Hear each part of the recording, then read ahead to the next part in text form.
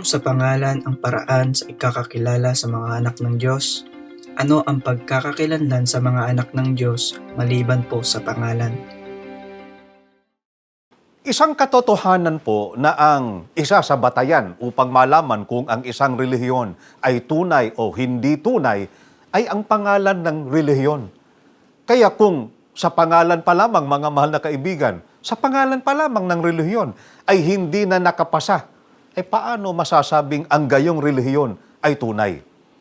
Ano po ang katunayan na napakahalaga ng pangalan ng relihiyon para malaman kung ang isang relihiyon ay tunay o hindi tunay na maliligtas?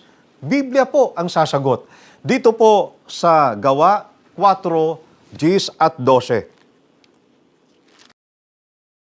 Dapat ninyong mabatid at ng sino man sa Israel na dahil sa pangalan ni Jesucristong taga Nazaret na inyong ipinako sa krus, ngunit binuhay na muli ng Diyos.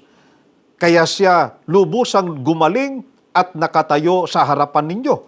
At ang kaligtasan ay di masusumpungan kanino man, sapagkat walang ibang pangalan sa silong ng langit na ibinigay sa mga tao para sa ating ikaliligtas. Malinaw po mga mahal na kaibigan, ang nakasulat po sa Biblia na walang ibang pangalan sa silong ng langit na ibinigay sa mga tao para sa ating ikaliligtas. Kapag sinabing walang ibang pangalan na ibinigay para sa kaligtasan, ay napakahalaga po ng pangalan ng relihiyon. Isa po itong mahalagang batayan para malaman kung tunay o hindi tunay ang isang relihiyon. Alin lamang ang pangalang ikaliligtas? Gagaya ng nabasa natin kanina, ang pangalang Kristo o tatawagin ang isang relihiyon sunod sa pangalan ng ating Panginoong Hesukristo. Paano po kung itawag ang pangalan ng Panginoong Hesukristo sa kanyang mga alagad? Iglesia ni Kristo. Gaya po ng mababasa natin dito po sa Roma 16:16. Magbatian kayo ng banal na halik. Lahat ng iglesia ni Kristo ay bumabati sa inyo. Napakalinaw po, ang nakasulat ay iglesia ni Kristo. Kaya ang isa po sa ikakikilala sa samahan na kinaroroonan po ng mga tunay na lingkod ng ating Panginoong Diyos ay tinatawag po sa pangalang Iglesia ni Kristo. Kung ang pangalan po ng relihiyong kinaaniban ng tao ay hindi po Iglesia ni Kristo, tiyak na hindi po yun ang samahang sa Diyos. Bakit dapat natiyakin ng tao na siya ay nasa loob po ng tunay na Iglesia ni Kristo upang siya po ay kilalaning tunay na sa Diyos? Paano po ba nagkaroon ng mga taong kinikilala ng Diyos na Kanya? Biblia po ang sasagot. Dito po sa Colosas 3 ang talata po'y 12. Kayo'y hinirang ng Diyos. Itinilaga para sa Kanya at minamahal niya. Kaya't dapat kayong maging mahabagin, maganda ang kalooban, mapagpakumbaba, mabait at matiisin. Paano po nagkakaroon ng mga kinikilala ng Diyos na Kanya? Malinaw po ang sinasabi ng Biblia, sila po ay hinirang ng ating Panginoong Diyos. Ngayon, alamin naman natin, sino po ang tinutukoy ng mga hinirang ng ating Panginoong Diyos? Saan po sila matatagpuan? Sila po ba ay nasa iba't ibang pangkatin ng relihiyon? Biblia rin po ang sasagot.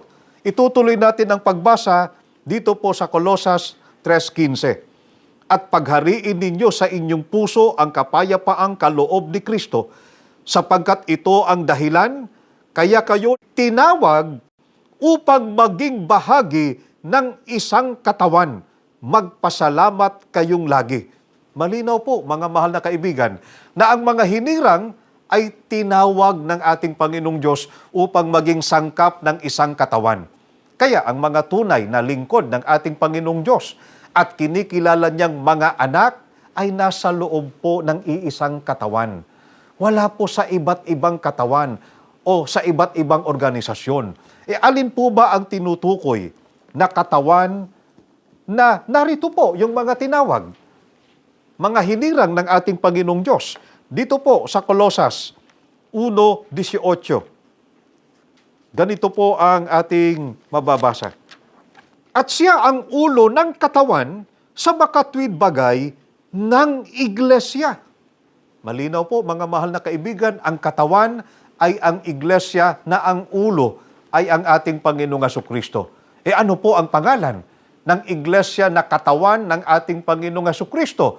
Biblia rin po ang sasagot dito po sa Roma 16:16 at ganito po ang ating mababasa.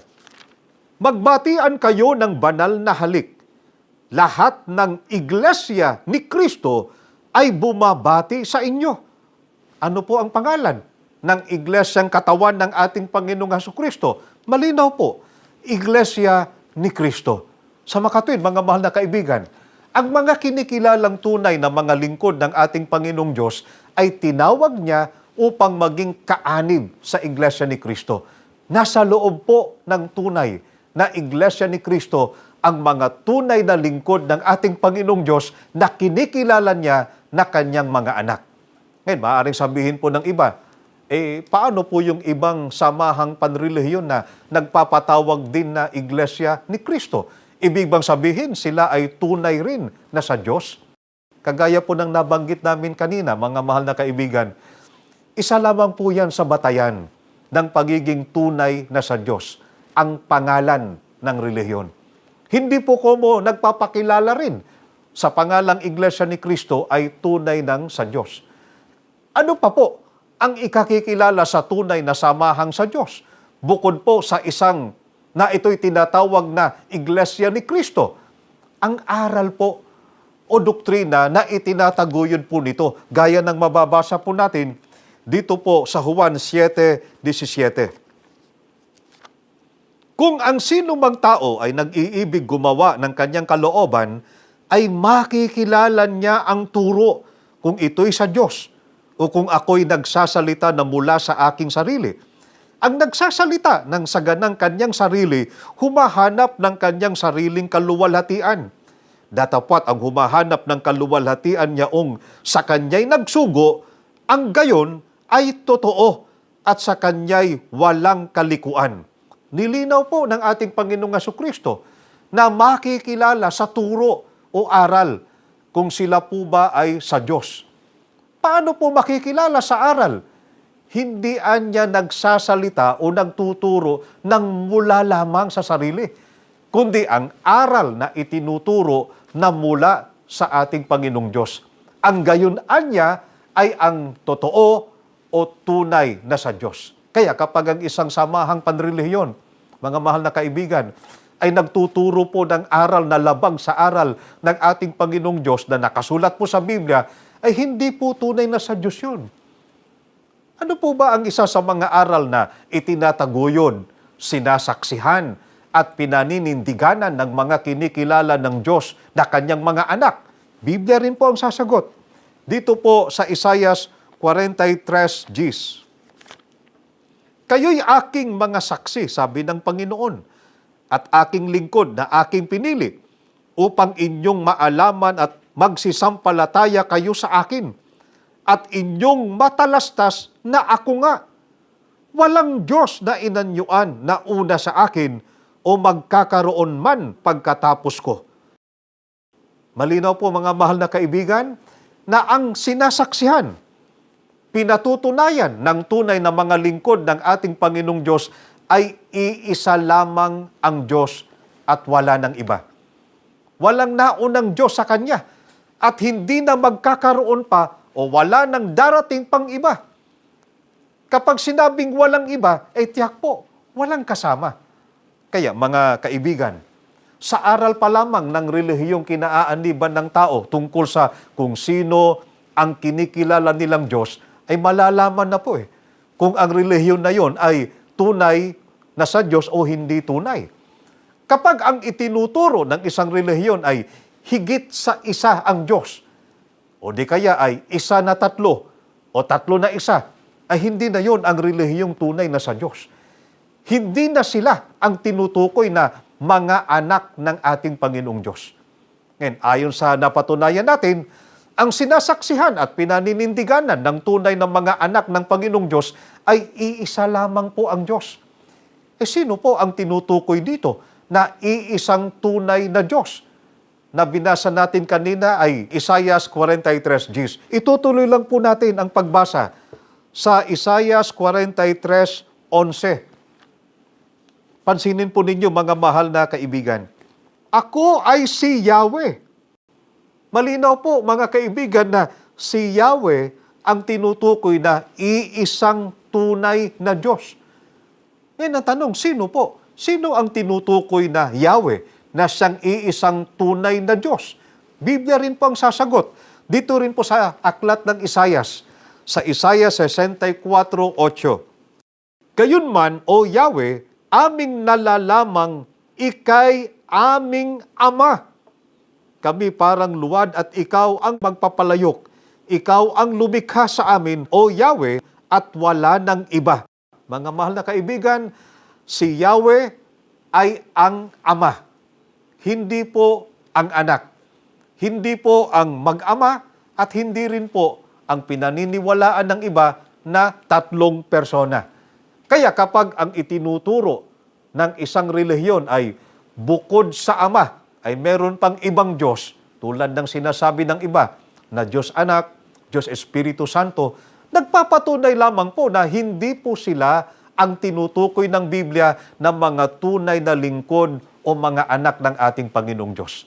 Ang Diyos na kinikilala, pinatutunayan at sinasaksihan ng kinikilalang mga anak ng Diyos ay ang Ama lamang.